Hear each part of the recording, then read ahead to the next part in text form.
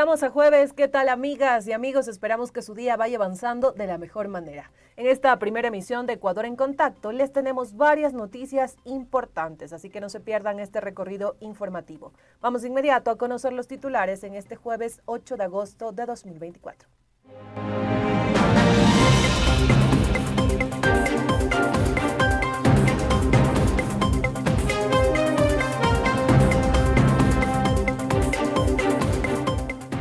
Coordinación de las izquierdas se reúne para la mesa programática y mesa de candidaturas.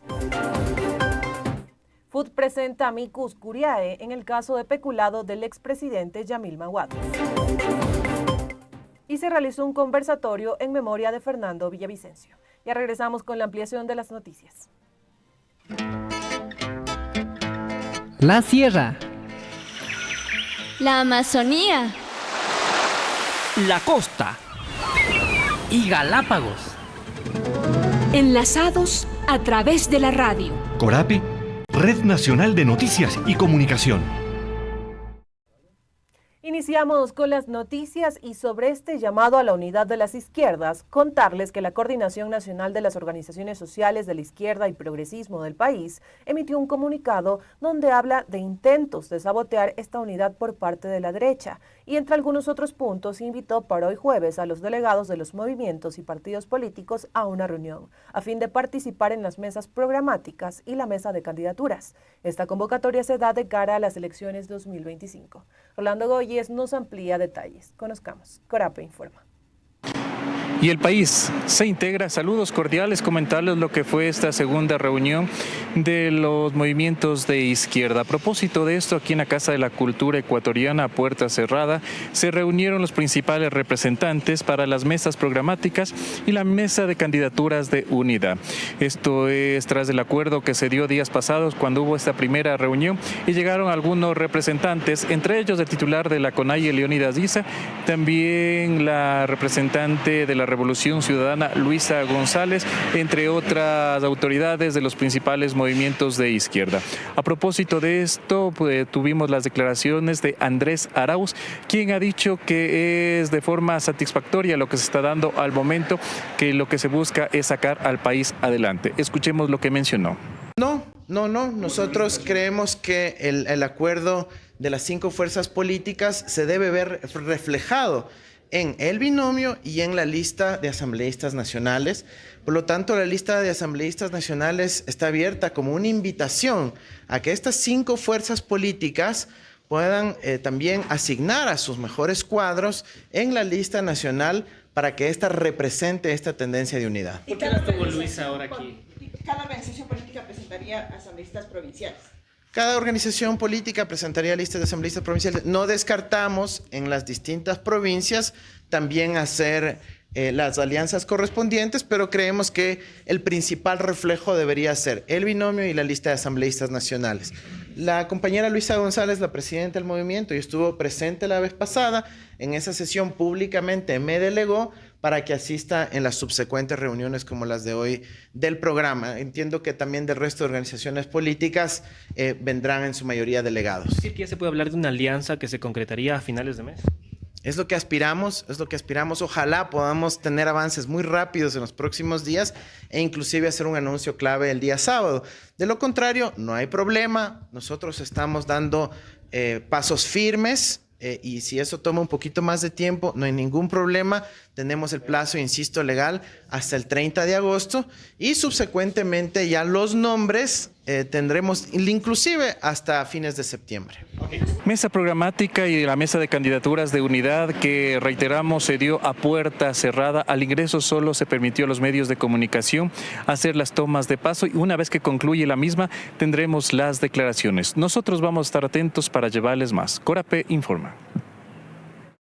Y el Ecuador se integra y pasamos de inmediato a otras noticias y contarles que hoy en la Corte Constitucional el Frente Unitario de Trabajadores presentó un amicus curiae en el caso de peculado del expresidente Yamil Maguad, que gobernó Ecuador entre agosto de 1998 a enero de 2000, año en donde tomó la decisión de dolarizar la economía de nuestro país, lo que generó movilizaciones y protestas, así como la caída de su mandato.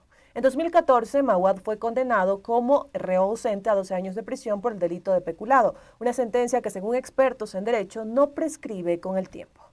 De inmediato conozcamos los detalles acerca de este amicus curiae que presentó el FUD. Corape informa. El país integra saludos cordiales, comentarles lo que fue la presentación del amicus curiae por parte del Frente Unitario de Trabajadores en contra del expresidente Yamil Maguad. Han señalado que esta acción se está pidiendo a los magistrados de la Corte Constitucional una vez que varios de los ecuatorianos sufrieron con el proceso de dolarización. Varios también han mencionado que fallecieron a consecuencia de este proceso. A continuación escuchemos lo que dijo Nelson Erazo en representación del FUT. El pueblo ecuatoriano sabe que las medidas adoptadas en el gobierno de Yamil Maguad en el caso de la dolarización significaron mayor pobreza para el pueblo ecuatoriano. Significaron mayor miseria, angustia y desesperación de los hogares de los ecuatorianos. Y es obvio que los gobiernos que siempre han protegido a los corruptos y a quienes han destruido la vida de los ecuatorianos, también le dieron la libertad o la inocencia como lo hizo en su tiempo el señor Rafael Correa Delgado. Y que hoy quiere recurrir el señor Maguad sobre la base de una acción de protección para liberarse de todas las responsabilidades que tiene en las afectaciones a los trabajadores, a la juventud y a los pueblos. Por eso, evidentemente, todos sabemos que la crisis del país ha sido como consecuencia de las medidas adoptadas por todos los gobiernos y que han golpeado a la economía de los hogares ecuatorianos. En ese marco, esta acción del amicus curiae y la acción permanente tanto del Frente Unitario de Trabajadores como del Frente Popular siempre ha estado ligada a los intereses de los trabajadores y los pueblos, y vamos a dar a conocer, pero sobre todo vamos a ganar razón en el juez para que Yamil Maguad sea responsable o sea asumido su responsabilidad en el caso de todos los hechos que se dieron en contra del pueblo ecuatoriano. En este amicus, ¿qué es lo que se estipula precisamente para hacer notar lo que ustedes están mencionando? Bueno, aquí se estipula algunos casos sobre el tema de la seguridad jurídica. También se establece el hecho de que existió peculado, y existió peculado cuando se congelaron los recursos del sector público, del sector de los hogares ecuatorianos, y que determinaron todo este tipo de cosas. En todo caso, vamos a demostrar en su momento que los trabajadores tenemos razón y que el señor Maguad tiene que pagar por todo el daño que le hizo a los trabajadores y los pueblos. Y han señalado que estarán atentos también a esta audiencia que será convocada por los magistrados para tratar este tema.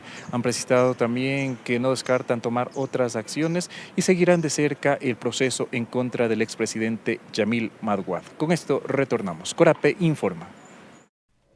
Y el Ecuador se integra, y atentos con esta información, amigos y amigas, porque tras la decisión de la Comisión de Fiscalización de la Asamblea Nacional de calificar y unificar las solicitudes de juicio político planteados por los legisladores Leonardo Berresueta y Paula Cabezas por presunto incumplimiento de funciones de la ministra del Interior Mónica Palencia, el presidente Daniel Noboa se pronunció. El mandatario cuestionó la decisión y dijo, entre algunas cosas, que se quieren desmerecer los logros de su gobierno. Veamos sus declaraciones.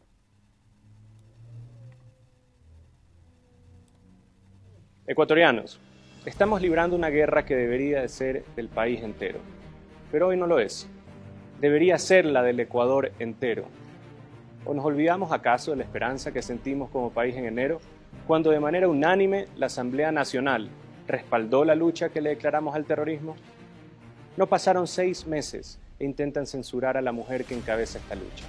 La misma mujer que ha liderado la lucha contra la impunidad, la de Muentes y la de Glass, y la corrupción que el viejo Ecuador se encargó de enquistar en el Ministerio del Interior. La verdad está de nuestro lado. No fue este gobierno el que dejó entrar a los cárteles del narcotráfico. No fue este gobierno en el que la extorsión se convirtió en práctica del día a día. No fue este gobierno el que perdió el control de las cárceles.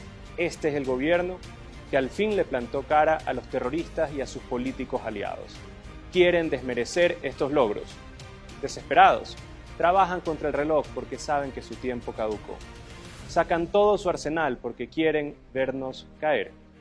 La ministra del Interior debería atacar a las mafias en vez de defenderse ante ellas. El viejo Ecuador quedó en evidencia. Prefieren ver a Ecuador arder con tal de reinar sobre sus cenizas. Pero aquí estamos. Hoy solo se enfrentan a un gobierno que no se va a esconder ni a retroceder, y a todos los ecuatorianos que con decepción fueron testigos de la verdadera cara detrás de su máscara. Continuamos con las noticias y este 10 de agosto en Ecuador recordamos los 215 años del primer grito de independencia, un acontecimiento histórico importante que marcó el inicio de nuestro proceso de independencia y el fin del dominio español. En el marco de la conmemoración de esta fecha, el presidente Daniel Noboa fue parte de un homenaje a los héroes patrios, donde se recuerda su valentía. También se realizó la colocación de una ofrenda floral en la Plaza de la Independencia. Ahí estábamos viendo las imágenes que en este caso han sido parte de este evento de conmemoración. Pasamos de inmediato a otras noticias, amigos y amigas, aquí en Ecuador en Contacto, y hoy en la Unión Nacional de Periodistas, aquí en Quito, se realizó un conversatorio en memoria de Fernando Villavicencio, quien ejerció durante años el periodismo y fue asesinado en su candidatura presidencial. El evento denominado Voces Valientes, Periodismo, Libertad de Expresión y Crimen Organizado en Ecuador fue un espacio donde se realizó también el lanzamiento de un especial periodístico, que se señala busca marcar un precedente para que este crimen no quede en el olvido y menos impune. Nicole Mendoza recopiló algunos detalles, así que adelante con el reporte. Corape informa. Y el país se integra. ¿Cómo están, compañeros? En este momento vamos a escuchar a Ricardo Rivas, quien es uno de los panelistas que acudieron a este evento o a esta ceremonia conmemorativa por el asesinato de Fernando Villavicencio. En este momento vamos a escuchar a Ricardo acerca de cuál es su perspectiva sobre el caso de Fernando y ante las investigaciones que continúan por parte de las autoridades. Ahí comencé a entender que esa búsqueda de verdad siempre va a quedar silenciada. Ahí comienzas a entender que estos problemas que se vienen dando, al final no hemos aprendido nada. Y mi pregunta es, ¿qué hemos sacado de esto? ¿Hay un cambio estructural en esto? Algo que siempre nosotros llamamos la atención es que aquí en nuestro país estamos acostumbrados a colocar el dedo sobre la llaga sobre las personas que ejecutan estas acciones negativas, es decir, quien asesina, quien comete directamente, pero nunca vamos a la investigación, quién está detrás de todo, cuál es la parte intelectual, cuáles son los que ordenan, cuáles son los que financian estos hechos tan lamentables que se dan en nuestro país. Y la investigación debería llegar hasta ese punto, pero nos quedamos satisfechos solamente por mandar a la cárcel por 1 o 2 sicarios que lo hicieron a través de un dinero. Y los que están atrás, los que generaron, los que planificaron, de dónde vino el financiamiento, yo creo que tiene que ir más allá de una situación política, sino una situación que realmente amerita transparentar las acciones, y eso va a decir mucho, no solo a nivel interno, sino también a nivel internacional, de cómo es la justicia en nuestro país, y creo que es un indicador muy importante que lamentablemente ahora estamos muy bajos. Así es, compañeros, en este momento, como escuchábamos a Ricardo Rivas, quien se refirió al caso de Fernando Villavicencio dentro de este evento conmemorativo por su asesinato, y tal cual como lo señaló Ricardo, él hace un llamado a las autoridades para que se continúe investigando a los autores intelectuales de este hecho. Cabe señalar que ya por parte de la Corte existe un juzgamiento a los 5 implicados del asesinato de Fernando Villavicencio como autores materiales de este hecho. Con esta información estaremos pendientes para traerles más novedades. Corape informa.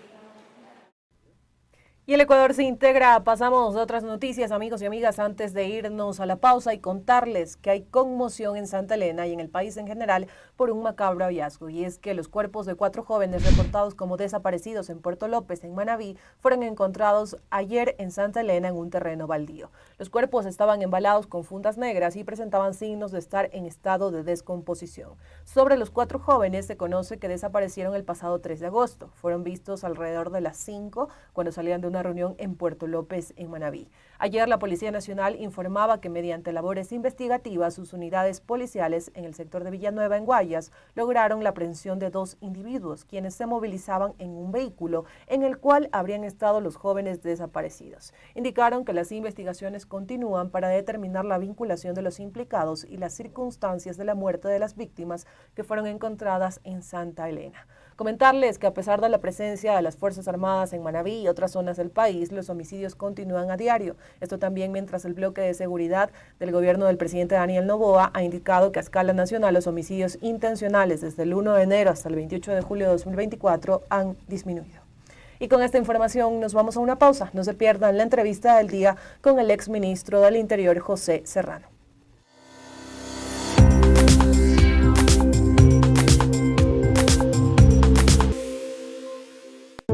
Hoy con nosotras se encuentra Sofía, una mujer que nos brinda sus saberes sobre la crianza con ternura. Hay que creer a los niños y niños, pero siempre lo que ellos nos dicen es desde su mirada, desde su historia. Entonces, en los juegos que tienen, en las palabras que dicen, siempre hay algo. ¿Qué acciones se deben considerar en la crianza con ternura? Que afinemos un poco nuestra escucha, nuestra mirada, para ver signos que nos puedan alertar. Entonces creo que la forma más adecuada de acompañar a un niño es siempre preguntarse qué de mi historia me está topando esto, sino volver a conectar con esa niña que fui y con el niño o niña que tengo enfrente. Gracias, Sofía. Qué importante reconocer que la crianza con ternura es volver a conectar con nuestra infancia. Un mensaje de Aquanuna y Medicus Mundi Mediterránea con el apoyo de Generalitat Valenciana en coproducción con Corape. Campaña comunicacional Florecemos en Resistencia.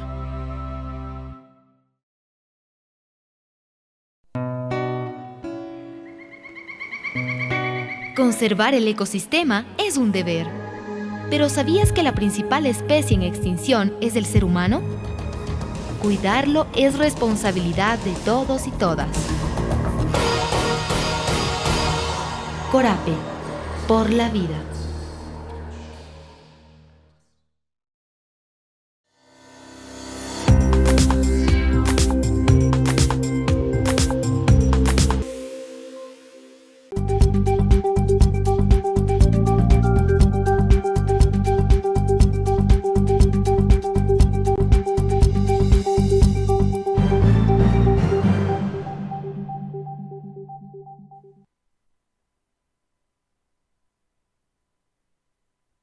Corape, gracias a quienes nos acompañan. Y en estos momentos vamos a saludar a nuestro invitado José Serrano Salgado, exministro del Interior. Con él vamos a hablar sobre algunos temas que marcan la coyuntura en el país. Doctor Serrano, ¿cómo está? Gracias por acompañarnos en la red Corape.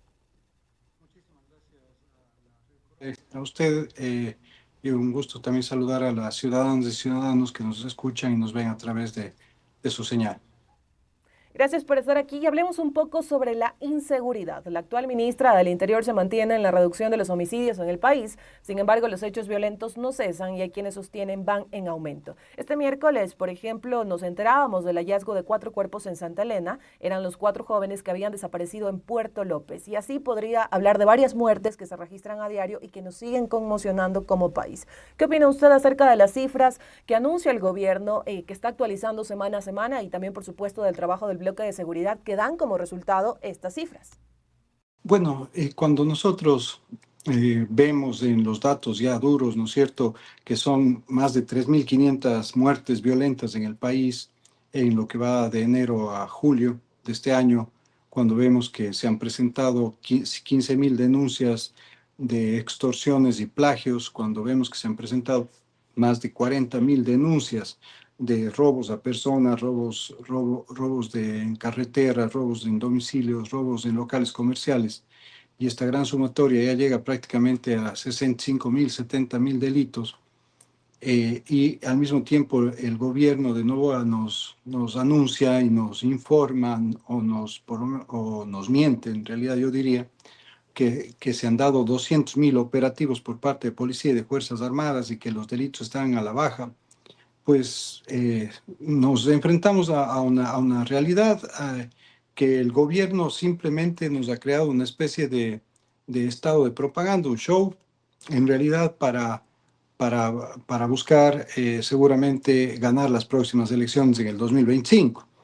Pero como usted ha señalado, pues el día de ayer 4 jóvenes asesinados, el cuerpo de 4 jóvenes asesinados de Puerto López es encontrado en la provincia de Santa Elena.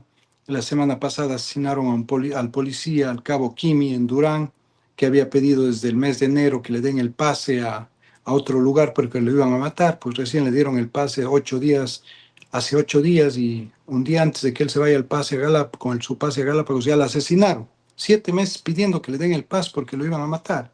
Entonces a esto nos estamos enfrentando todos los días, con una violencia criminal que ya le ha tomado el pulso al gobierno, porque sabe que el gobierno está mintiendo, sabe que lastimosamente la policía y las Fuerzas Armadas también se han puesto en una actitud pues completamente complaciente al gobierno y no a los ciudadanos. Yo sinceramente no veo esas acciones por parte de la Policía Nacional, de las Fuerzas Armadas, que efectivamente se están ejecutando alrededor de un plan programático, de un plan integral de seguridad ciudadana. Nos han hablado del plan Fénix.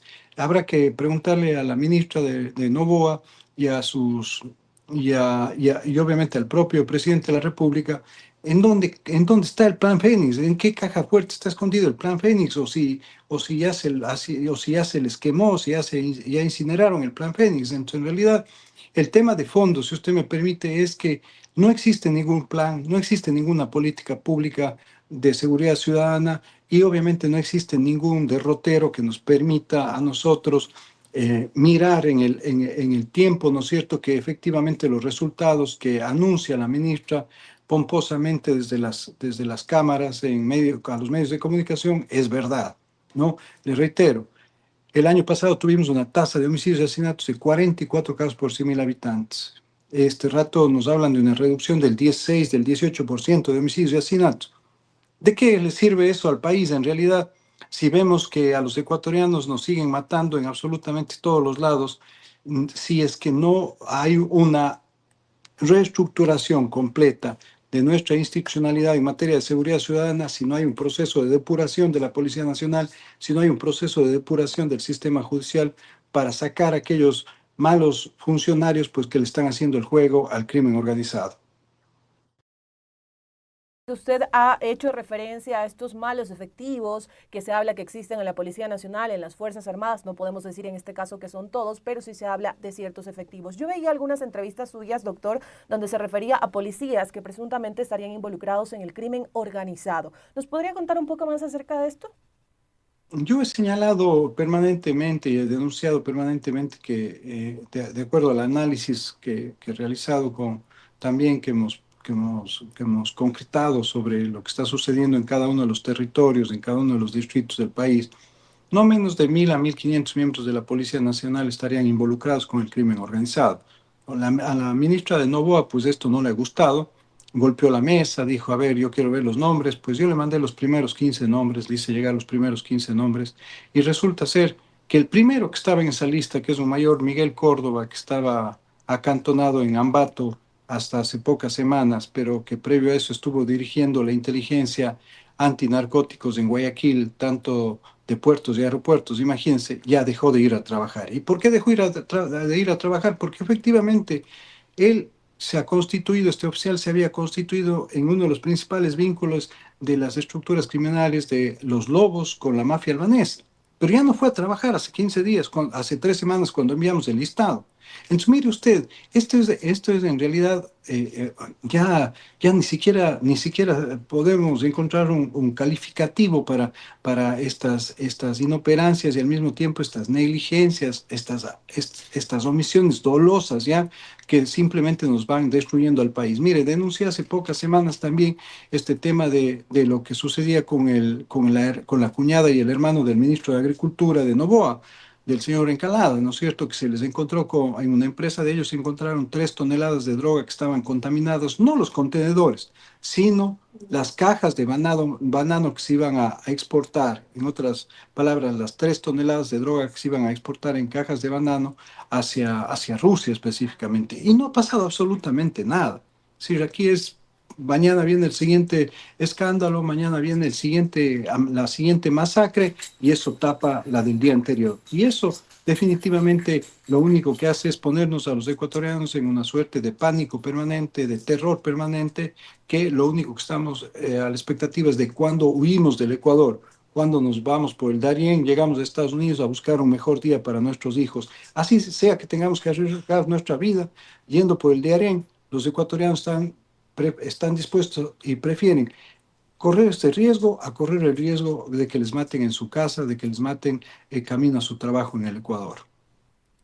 Doctor Serrano, y avanzamos también con otros temas de la coyuntura nacional, este escenario político que se vive en el país. Usted hace unos minutos, cuando le consultaba acerca de estas cifras que anuncia el actual gobierno nacional referentes a la reducción de la violencia, de la muerte violenta en el país, señalaba que el Estado está anunciando también estos datos como parte de una propaganda, de un show. ¿Usted cree que esto que lo ha señalado y que también otros actores han señalado en el país le podría jugar una mala pasada, una factura al presidente Daniel Noboa, quien en este caso también se ha anunciado que participaría en una candidatura en el 2025?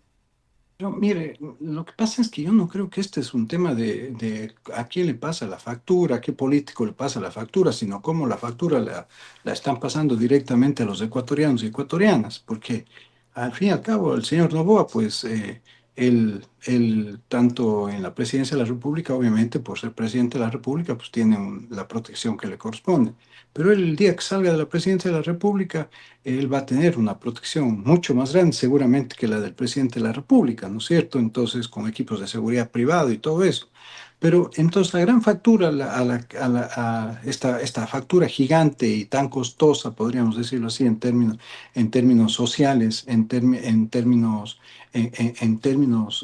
de derechos como tal, a quién se le está pasando es a los ciudadanos y a las ciudadanas del Ecuador, a los ecuatorianos y ecuatorianas. Entonces, fundamentalmente con un presidente tan débil, con un presidente en realidad que desconfía de él mismo, ¿no? Desconfía de su propia sombra, desconfía de su propia familia, un presidente de la República que no le interesa, que nunca vivió en el Ecuador, ¿no es cierto?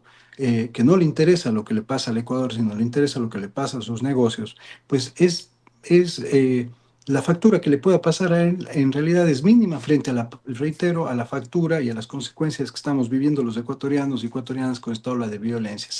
Sin decisión política para depurar la policía, sin decisión política para articular una depuración del sistema judicial con el Consejo Nacional de la Judicatura. Como usted ha dicho, sí, no son todos, pero cuando hablamos de 1.500 policías que estarían involucrados con el crimen organizado, estamos hablando de que esos 1.500 policías no solamente están poniendo en riesgo a los otros 50.000 policías que integran el cuerpo de la Policía Nacional, sino nos están poniendo en riesgo a todos los ecuatorianos y ecuatorianas. Ese es el tema de fondo, porque al fin y al cabo un operativo que se filtra, un informe de inteligencia que se filtra por estos malos elementos cooptados por el crimen organizado y que están vistiendo el uniforme de la policía, pues simplemente lo que hace es poner en riesgo y seguramente se convierte en una amenaza, pero en una amenaza directa y latente que va a tener otro miembro de la policía o la ciudadanía en su conjunto, si se va a cometer un sicariato, si van a traficar droga en contenedores, si van a lavar dinero, es decir, todos los delitos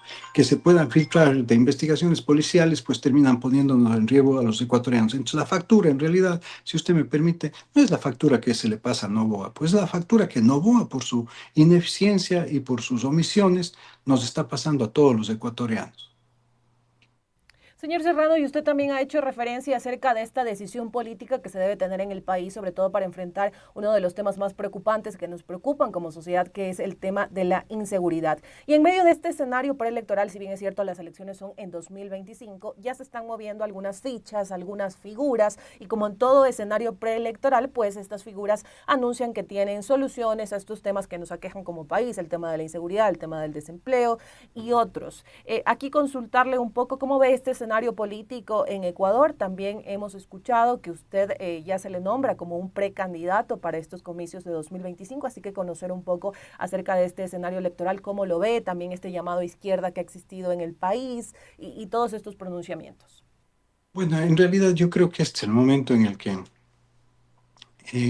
que hay que dejar ser observadores, ¿no es cierto?, y volver a la acción de la política, porque solamente desde esa perspectiva vamos a poder contribuir en realidad con esta necesidad, esta gran necesidad que tienen los ecuatorianos y las ecuatorianas, y es recuperar la convivencia social pacífica a partir de la lucha contra la impunidad, a partir de la lucha contra el terrorismo contra el narcotráfico y la lucha también contra el crimen organizado. Entonces, en esa perspectiva, lo que estamos planteando desde Centro Democrático en esta investigación cordial que me ha hecho Jimmy Jairala, ¿no es cierto?, y su organización política, es poner sobre la mesa nuestros nombres para buscar lograr una gran alianza de los movimientos la tendencia, es decir, de los movimientos y de los partidos políticos de centro, centro-izquierda y obviamente de izquierda, que le permita al Ecuador contar con un binomio y una candidatura presidencial y vicepresidencial que le dé adicionalmente un mínimo, un halo de esperanza, una expectativa real de que efectivamente el país no solo va a cambiar, sino se va a transformar en materia de seguridad, que vamos a pasar a ser del país más violento, sí podemos regresar a ser uno de los países más seguros de Latinoamérica y del mundo como tal, que vamos a pasar del país de la mayor impunidad que existe en estos últimos años en el mundo a pasar a ser el Ecuador en realidad de la justicia y de los derechos. Pero para esto, le reitero, se requiere una voluntad política férrea, pero además de esa voluntad política se requiere tener conocimiento. Mire la factura que usted justamente a la que usted se refería en la pregunta anterior. Mire la factura que nos está pasando Novoa a los ecuatorianos y ecuatorianas por su ineficiencia y al mismo tiempo por su negligencia, pero también por su falta de conocimiento total sobre los temas que él debía tratar desde la presidencia de la República, ¿no?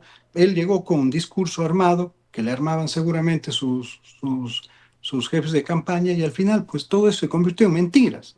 Y no es que estamos denostando o estamos insultando al presidente de la República, no, lo estamos evidenciando, ¿no es cierto?, que no hay cárceles barcazas, que subieron los impuestos, que subieron los combustibles, que la situación de los jubilados en el Ecuador se ha puesto prácticamente en un aprieto total, que la situación propia de los temas ambientales pues se fue también una gran farsa, una gran mentira solamente para cooptar el voto de los jóvenes. Entonces, y con un pequeñísimo ejemplo, que es el ejemplo de lo que sucedió en Olón cuando se pretendía efectivamente construir una gran infraestructura, además inmobiliaria para la familia del presidente de la República, ¿no es cierto?, sobre un manglar y sobre un bosque protegido que existe en la provincia de Santa Elena. Entonces, como vemos, en realidad este es como el momento más importante en el cual definitivamente debemos discernir. Ya hemos tenido una persona improvisada que no le supo dar respuestas, que se escondió en una especie de buen disfraz, de un buen político, de un buen ciudadano, ¿no? Pero que al final terminó sacando las garras y mostrándonos por una parte que el Ecuador no le importa. Entonces, este es el momento en el que los ecuatorianos y ecuatorianas tienen la posibilidad efectivamente de hacer un verdadero escrutinio, ¿no es cierto?, de cada uno de los candidatos o candidatas previo a las elecciones. Y como le dije hace un momento, nuestro nombre está sobre la mesa y aspiramos a poder conformar un gran binomio de unidad en las próximas horas. Perfecto, doctor Serrano, muchísimas gracias por acompañarnos estos minutos y compartir con nosotros algunos de los análisis frente a los temas que marcan la coyuntura en el país. Si bien es cierto, hemos hablado acerca de la inseguridad y también de este escenario político, hay otros temas que también nos preocupan como ecuatorianos, así que esperamos tenerlo en otra ocasión, en otra oportunidad para poder seguir hablando acerca de estos. Muchísimas gracias y que tenga un excelente resto del día. Muchísimas gracias a usted y por favor cuídense. Que pase bien igualmente para usted. Amigos y amigas, nos vamos a una pausa. Sigan en sintonía de la Red Corape, que ya regresamos con ustedes.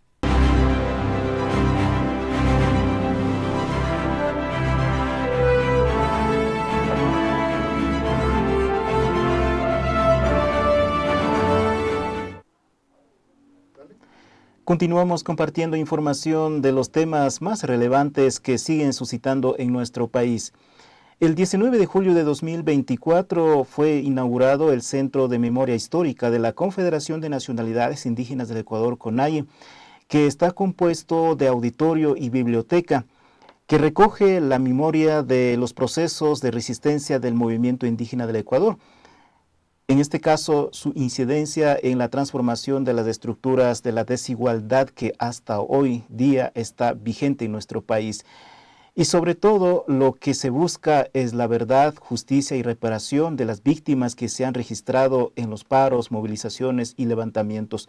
Al respecto, vamos a dialogar con Estefanía Lalbay, dirigente de comunicación de la CONAIE, quien ha estado liderando este proceso tan importante que mencionamos anteriormente de un trabajo de lo que se trata. Más adelante lo vamos a conocer. Bienvenida a los medios comunitarios de Corape. ¿Cómo estás, Estefanía? Buenos días. Agradecer a Corape por el espacio que ha venido dando a la CONAIE, a los pueblos, a nacionalidades de quienes ha abierto la vocería, ¿no? Relevar la lucha histórica, relevar las voces de las organizaciones, así llevando a otros espacios y los trabajos que se ha venido llevando. Muchas gracias por el espacio. Mencionaba que cuando se habló de contar con un centro de memoria histórica del movimiento indígena, surgió varios frentes de trabajo, entre ellos la digitalización de los archivos cinematográficos, videos, audios, textos, documentos, entre otros, lo más relevantes. Y su dirigencia se ha plasmado, en este caso, este objetivo. ¿Cuánto se ha logrado y ya se cumplió el plazo de esta primera fase? Primerito contarles, ¿no?, que el espacio de la Sala de la Memoria, el espacio de digitalización y catalogación, que se tiene un convenio con la Cinemateca, Casa de las Culturas del Ecuador. Entonces ha sido un proceso bastante importante en esta dirigencia y como quien ha estado llevando el proceso de digitalización, nace, ¿no?, desde un primer momento poder recopilar la historia, la memoria viva, de la memoria colectiva de cómo se ha venido llevando, ¿no? Entonces, de la misma manera, se lleva este proceso, ¿no?, de digitalización, más de 2.500 archivos históricos que estaban representados en diferentes cassettes, ¿no? Entonces, desde 1986, desde 1990, todas las luchas hasta 2023. Y a partir de allí se plantea hacer esta sala de la memoria, una sala de la memoria donde que se recopila todo el archivo documental, desde su creación, desde las reuniones internas, espacios abiertos, lo cultural, lo político, lo social, de cómo la CONAIE ha venido llevando todo un proceso para poder llegar en este proceso, ¿no? Entonces, ahí el proceso de digitalización, hasta el momento se ha logrado el 15%, se termina este año, que es la primera fase, en la cual entramos en la segunda fase, en la cual es llevar a los territorios como muestras audiovisuales, en la cual están como 5 provincias de las 3 regionales, en la cual tendrá un espacio bastante importante, ¿no? Porque vamos a llegar a territorios con archivos donde que nuestros compañeros identifiquen las vocerías, identifiquen su momento y también muchas de las veces hay una necesidad también, ¿no?, de llevar esto a territorio por nuestros compañeros líderes, lideresas, quien en ese momento estaban, pero no hay un reconocimiento de su historia de vida, ¿no?, que muchas de las veces se guardaron ellos y muchas de las veces están como registro, ¿no?, aquí en la CONAIE. Eso sería todo ese proceso. Interesante. Llevar, en este caso, el material ya digitalizado a los territorios, ¿cuál es, digamos, cómo se ha organizado la logística? Entiendo que quizá hay en algunas provincias líderes históricos que aún están acompañando el proceso, están ahí como olvidados, porque esa es la realidad en nuestras comunidades. Pero refrescar la memoria y tener presencia vivo aún la biblioteca, como dicen en nuestras actas, sería importante conjugar con este documental que ustedes están trabajando. ¿Es así el objetivo o cuál es el plan que tiene? A ver, nosotros como CONAIE, conjuntamente con la Cinemateca, estamos creando, ¿no?, la metodología para llegar a los territorios. La idea es que se pueda llegar con muestras audiovisuales, como sin construcción de unos documentales, o sea, unos cortos documentales que recopilan, ¿no?, toda la digitalización. Y es un proceso bastante importante porque van a estar algunos compañeros que aún están, digamos, vivos y capaz que acerquen los familiares, ¿no?, de los compañeros que ya no están, Y también esto se está coordinando con los dirigentes regionales de comunicación y también con las organizaciones provinciales a donde vamos a llegar, digamos. Por ejemplo, lo que nosotros tenemos el material de la UPCC en Cañar, entonces vamos a coordinar, la primera muestra va a ser en Cañar, en la cual se ha planteado, ¿no? La segunda muestra va a ser en Pastaza por el levantamiento de 1992, por el Causaimanta, Alpamanta, entonces por la OPIP en su momento, digamos. Entonces, y así se plantearán en la sierra, que sería que el centro, al norte, en la costa sería igual en el centro, en el norte, que más material audiovisual existan hasta el momento, ¿no? Entonces, así poder llevar estas características y de ahí poder identificar los nombres de los compañeros que no están registrados en los videos, poder registrar, ¿no?, toda la lucha, hacer una ruta o una estrategia de poder también recopilar toda esa información y después sacar como testimonio, sería eso más importante. Interesante. En todo caso, hablabas del 15% que está digitalizado y el resto de todo el archivo, ¿cómo está previsto seguir procesando? ¿Cuál es el plan que tienen como dirigencia de la CONAIE que está a cargo a usted, en este caso en usted actualmente? Y bueno, posteriormente vendrán otros dirigentes, que este es un trabajo bastante que requiere tiempo y también de algunos procesos. A ver, el proceso de digitalización y catalogación se estaba planteado en un año, entonces se han cumplido todos los, digamos, desde la firma de convenio con la Cinemateca, con la Casa de la Cultura, a partir de ello poder trasladar todo el material, entonces llevó tiempo, ¿no?, ya que fue un proceso que fue como CONAIE primera vez digitalizando y catalogando. Y el segundo momento en la cual llegó en ese proceso de digitalizar y catalogar, en la cual no fue solo digitalizar o catalogar, sino hacer una búsqueda de información tan intensa y ver, ¿no? Y algunos cassettes, digamos, por ejemplo, llevaban 2, 3 o 6 horas de grabación, entonces poder ver todo ese proceso y poder identificar, ¿no?, primerito los personajes, traducción de quichua a español o otros idiomas que estaban, ¿no? Y todo fue un proceso en el cual nosotros teníamos una expectativa de un año, pero ya cuando se llegó al campo de trabajo, se llevó otro proceso donde que no solo necesitamos un año, sino que es un proceso de tiempo, que se tiene que cumplir algunos protocolos, se tiene que hacer una búsqueda de información a partir de las grabaciones, ¿no? Identificar de quiénes eran en su momento, de quiénes estaban ahí. Entonces, y claro, la primera fase terminó en diciembre de 2023. Y a partir de ahí se ha estado llevando otros procesos, haciendo acompañamiento a centros de la memoria de la CONAIE, en la cual viene este segundo momento, que también, más allá de todo, es poder buscar recursos, es poder llevar todo este proceso, porque los recursos también para el tema del cine, de la cultura, son bastante limitados aquí en el Ecuador.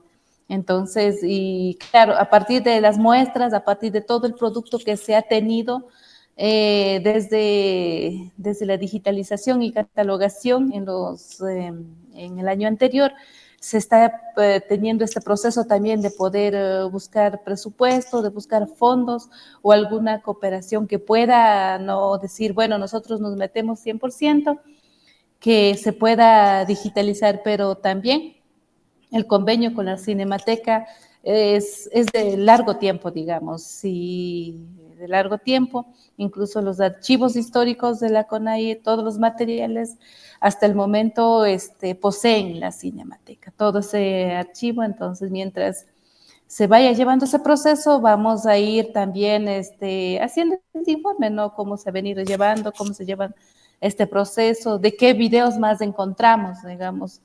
O sea, del 15% estamos hablando de 300 cassettes digitalizados, y en los 300 cassettes digitalizados encontramos un sinnúmero de memoria histórica, digo, de la construcción de la memoria colectiva del movimiento indígena del Ecuador. Interesante. Ahora, ¿cómo está organizado el Centro de Memoria Histórica de la CONAIE, caso de Quito? ¿Qué elementos o archivos ya están disponibles? ¿Qué elementos o archivos están disponibles para el uso público de la gente que quieran conocer la historia de la resistencia del movimiento indígena, sobre todo? A ver, el Centro de la Memoria de la CONAIE nace como un espacio dedicado a la construcción de la memoria colectiva de la CONAIE. Entonces, es la recuperación, la conservación o investigación del movimiento indígena, archivos documentales que se ha venido llevando desde los años, desde la creación de desde las luchas de 1890, ya como los últimos años de los siglos XIX, las luchas del siglo XX, cómo fue toda esa historia, ¿no? Desde la creación, desde la creación de un logo de la CONAIE hasta la creación del estatuto de la CONAIE. Entonces, de cómo está repartido este espacio, ¿no? Entonces, claro, también es un espacio en construcción, porque la memoria histórica de la CONAIE y la memoria histórica de los pueblos y nacionalidades vienen desde las colonialidades, ¿no? Entonces, de cómo es la transformación y de cómo se estructura, ¿no? Todo este proceso sobre lo asipungo, sobre el tema de la ley, de la actualidad también, ¿no? De cómo se ha llevado todo ese proceso de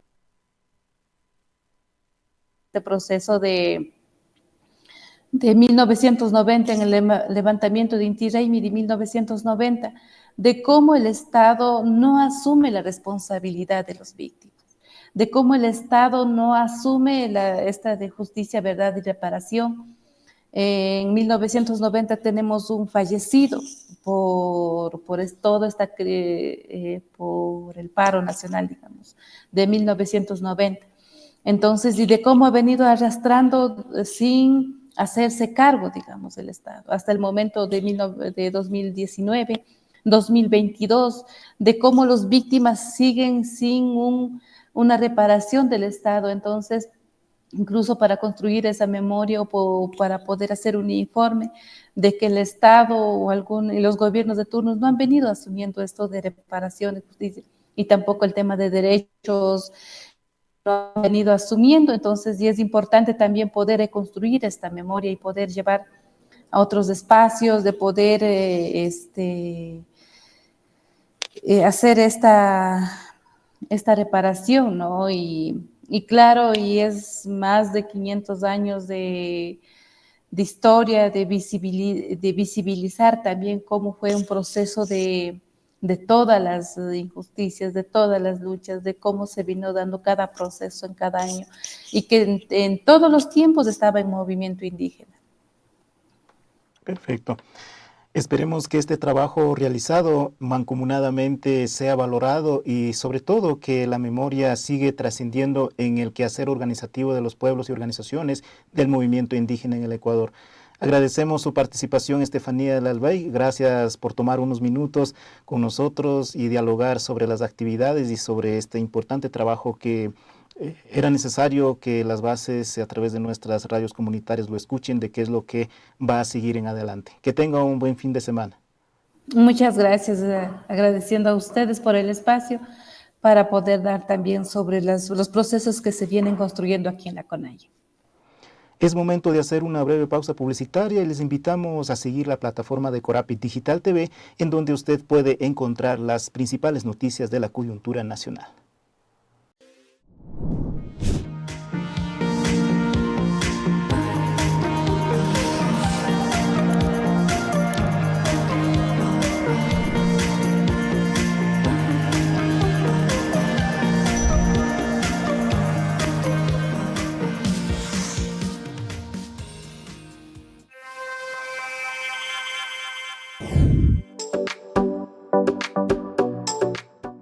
Corap es una organización de comunicación comunitaria. Trabajamos proyectos de desarrollo, proyectos en el marco de lo educativo, lo informativo y lo social, siempre con enfoque de derechos. Utilizamos herramientas comunicacionales y educomunicacionales a través de las cuales logramos hacer incidencia en la población con la cual nosotros trabajamos. Esto nos permite tener una presencia nacional, trabajando en alianzas estratégicas con otras organizaciones sociales, medios de comunicación en todo el territorio nacional.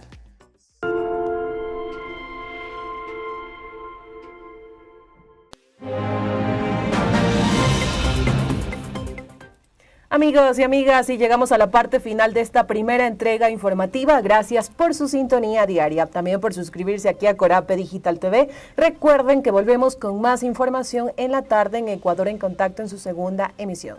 Mientras nos volvemos a encontrar en este espacio, la invitación a que continúen navegando en esta plataforma y vean cada uno de nuestros contenidos. Un abrazo fuerte.